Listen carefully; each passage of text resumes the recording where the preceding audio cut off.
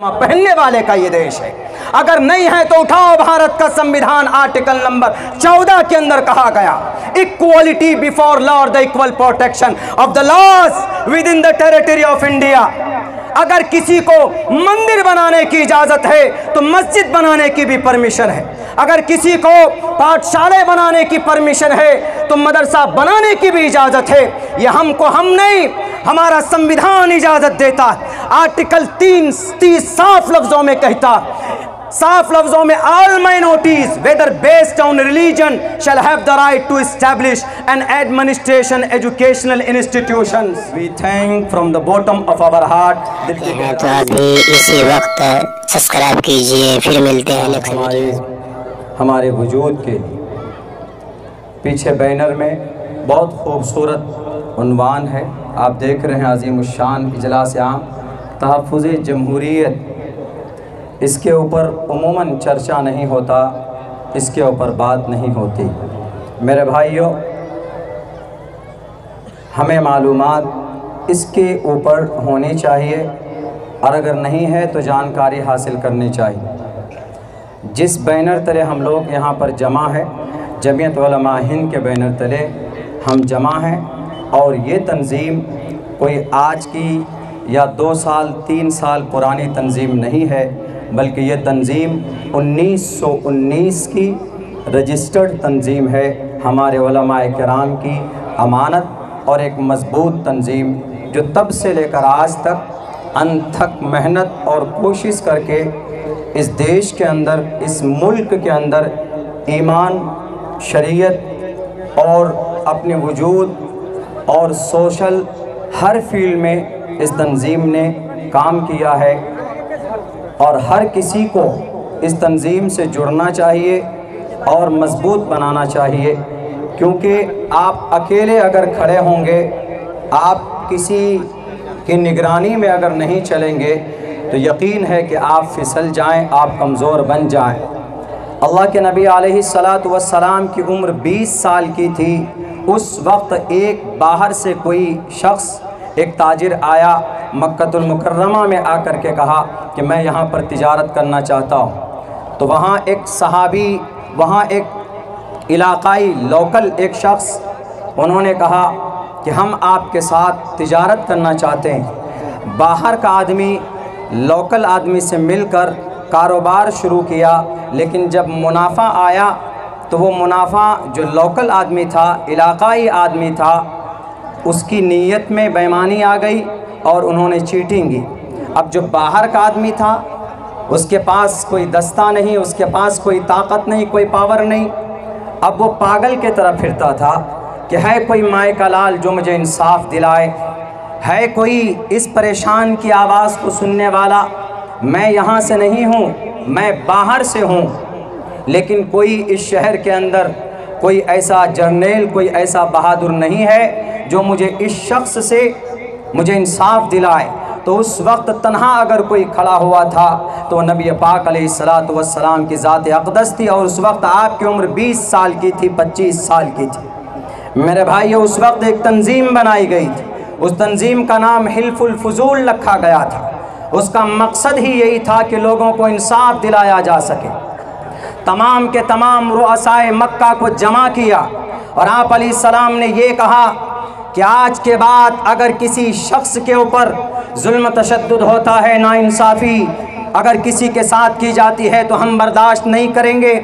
आप अलैहिस्सलाम को जब नबूवत दी गई तब मोहम्मदुर रसूलुल्लाह ने कहा कि हिल्फुल फुज़ूल, मैं तुम्हारा साथ छोड़ रहा हूँ, वह इस वजह से कि मुझे नबूवत दी गई, मुझे दूसरी जिम्मेदारी दी गई है। वरना अगर कोई सुर्ख ऊँट भी मुझे ऑफ़र में पेश करता, मैं फिर भी उसको कबूल नहीं करता। इस तंज़ीम में रहकर लोगों की भलाई के लिए काम करता।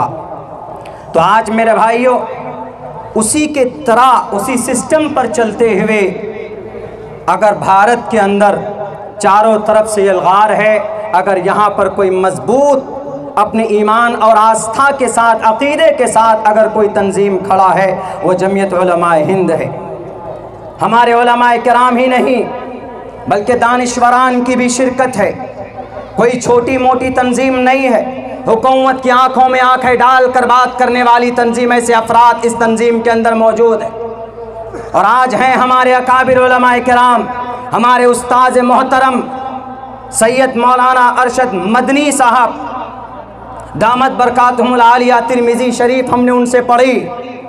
चलते हैं तो शेर के तरह। मेरे भाइयों, इधर उधर भटकोगे तो बर्बाद हो जाओगे। जालिम इस वक्त आपको चबाना चाहता है, आपको ख़त्म करना चाहता है। अगर आपको अपना वजूद बाकी रखना है तो तन्हा नहीं, अगर तन्हा होंगे तो कोई भी तोड़ सकता है। हाथ की 5 उंगली है, एक उंगली को पकड़कर कोई भी तोड़ सकता है, लेकिन जब ये 5 उंगली मिल जाती है तो एक मजबूत घोंसा बन जाता है। किसी की भी खोपड़ी को तोड़ने की ताकत है इसके अंदर। इसीलिए भारत के मुसलमानों, भारत के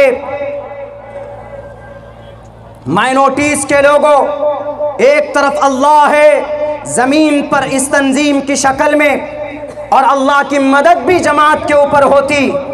आपको पता होगा, उलमा बताएंगे यहाँ पर मुझसे ज़्यादा, मैं तो एक तालिब इल्म की शक्ल में हूँ। हमारे उस्ताद मोहतरम यहाँ पर बैठे हैं, हज़रत मुफ्ती साहब तशरीफ़ फरमा है, वो आपको बताएंगे कि भाई कैसे, किस अंदाज में, किस तरीक़े पर खामखा जनाब परेशान किया जाता है। कोई आवाज़ होनी चाहिए जालिम के सामने, उनकी आंखों में आंखें डालकर बात करने वाला। अभी कल की तकरीर में हमने बांग्लादेश के बॉर्डर पर एक बात कही थी, ये मोमिन है मोमिन, और जहां पर ईमान होता है वहां बुज़दिली की कोई हैसियत और कोई अहमियत नहीं होती।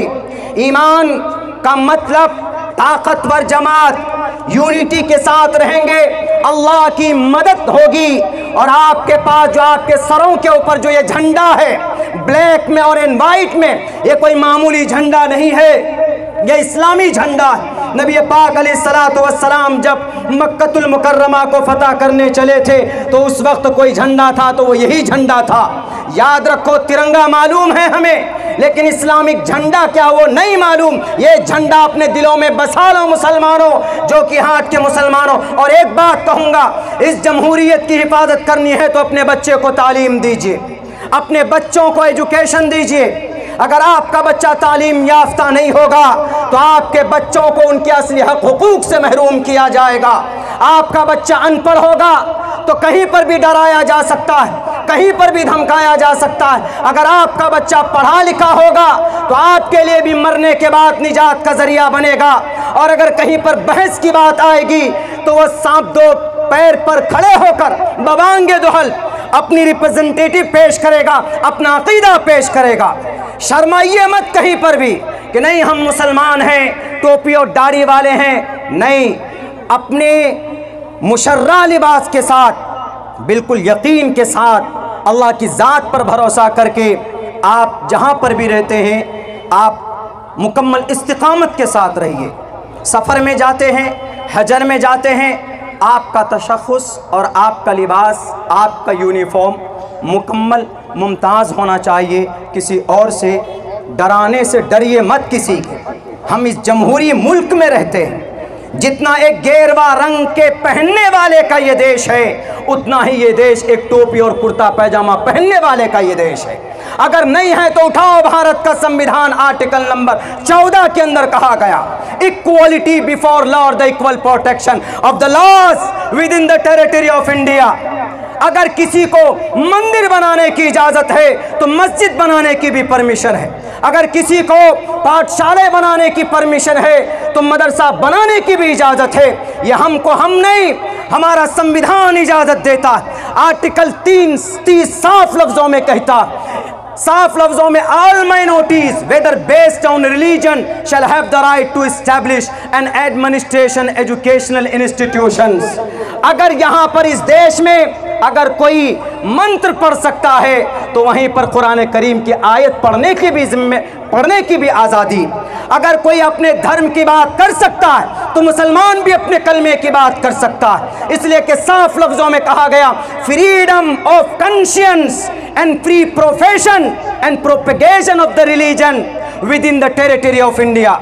मैंने भारत के 3-4 आर्टिकल का तज़किरा इसलिए किया है चूँकि तहफ़्फ़ुज़ जमहूरियत इसमें एक लफ्ज़ है जमहूरी निज़ाम में ये आर्टिकल लिखे हुए हैं कि हर आदमी अपने अपने मज़हब की, अपने अपने धर्म का प्रचार कर सकता है। मेरे भाइयों, और तालीम तो वो चीज़ है कि अल्लाह के नबी अलैहिस्सलातु वस्सलाम को शुरू पैगाम जो दिया गया वो तालीम का दिया गया। इक़रा बिस्मि रब्बिकल्लज़ी खलक़, कि आप पढ़िए। इससे पता चलता है कि first of all you have to educate your child.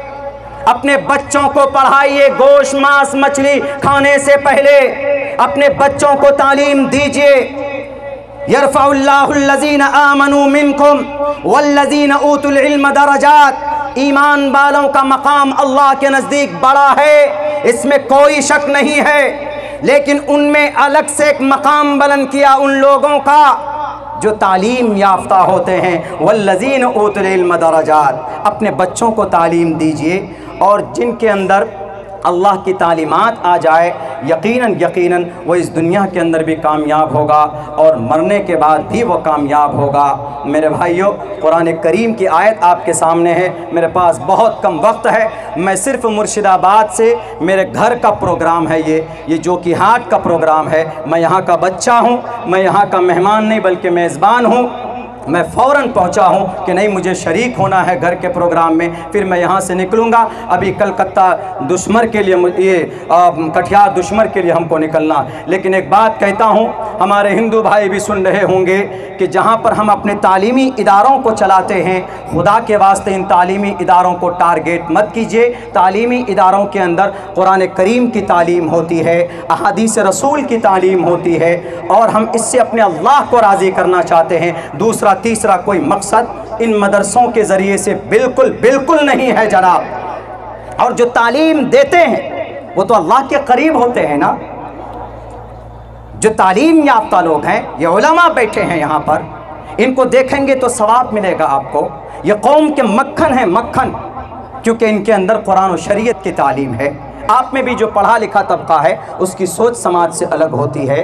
इनके अंदर कुरान है, इनके अंदर अहादीस रसूल है और शरीयत है। इनका मकाम अल्लाह के नज़दीक बहुत बुलंद है। हज़रत अनस ने अल्लाह के नबी से पूछा कि अल्लाह के नबी, आपके चले जाने के बाद who will do this things when you will die and who will spread the message of Islam in entire world? कौन इस मैसेज को फैलाएगा? तो अल्लाह के नबी अलैहिस्सलाम ने कहा कि घबराओ मत, इस मैसेज को फैलाने वाला, मेरे बाद इस काम को करने वाले ये उलमा, इन्हीं उलमाए किराम की बैनर तले जमीयतुल उलमा हिंद है। इनका कदम अच्छा जाता है, कोई भी आदमी एतराज़ न करे हमारे उलमा पर, हमारे तंजीम पर। सारे तंजीम और सारी तहरीक सर आँखों पर, हम आपके साथ हैं। मौलाना हैं आप इज्जत के काबिल हैं। क्यों? क्योंकि अल्लाह ने आपकी फजीलत बयान की, अल्लाह ने आपकी फजीलत बयान की, अल्लाह के नबी ने आपकी फजीलत बयान की। इन्नल उलमा वरसतुल अंबिया। संस्कृत में एक बहुत प्यारा श्लोक है, आदत से मजबूर नहीं, बता दे रहा हूं। उदारा सर्व एवैते ज्ञानी तात्मेव मैमतम आस्थितः सही युक्त आत्मा मामेवा मुत्तमाम गतिम। उदारा सखी लोग, उनका मकाम है सही युक्त आत्मा, सर्व एवैते ज्ञानी तात्मेव मैमतम।